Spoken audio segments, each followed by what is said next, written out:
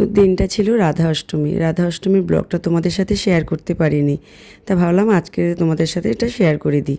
দেখো, সকালবেলায় উঠে স্নান টান সেরে ঘরের কিছু কাজকর্ম সেরে ছাদে গেছিলাম ফুল তুলতে, আর আমার সাথে আমার দুষ্টুটাও চলে গেছিলো। দেখো, ঘুরঘুর করছে ফুলের সাজি নিয়ে, ও ফুল তুলবে আমার সাথে। তা আমিও ভাবলাম তা চলো মেয়েকে নিয়েই যাই, ও মায়ের সাথে থাকতে থাকতে মায়ের কাজগুলোকে আস্তে আস্তে রপ্ত করতে পারবে। তো দেখো, এখানে ফুল তুলে নিচ্ছি। আর গাছে না আজকে গাছ ভরে ফুল ফুটেছে, তোমরা তো এর আগের একটা ছোট্ট ব্লগে দেখেছো। আর দেখো, আজকের আকাশটা এত সুন্দর লাগছে না, কি বলবো আর কি।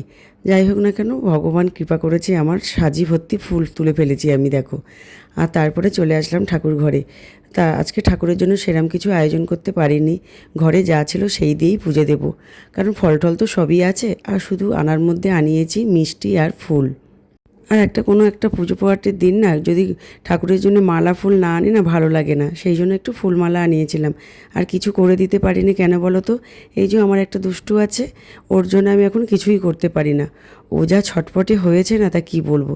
দেখতেই তো পাচ্ছ, আমি ঠাকুরের এদিকে কাজকর্ম সারছি, আর ও পিছন থেকে এসে কী রকম দুষ্টুমি করছে। ও কেন এরকম করছে তো তোমরা বুঝতে পারছো কি?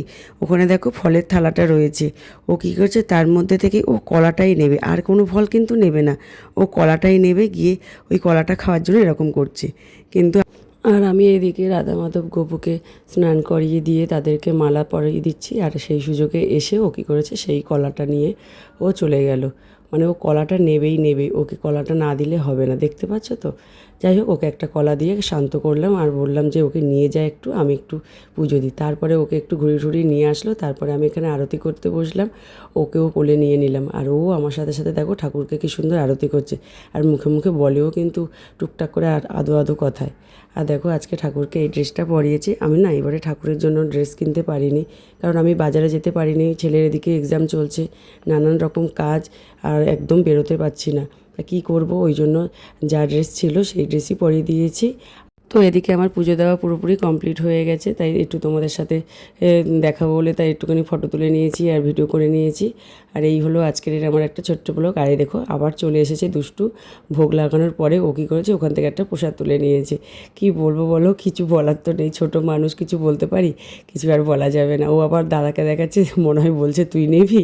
যাই হোক না কেন, আজকের ব্লগটা এখানেই শেষ করছি। কেমন লাগলো তোমরা অবশ্যই কমেন্ট করে জানিও।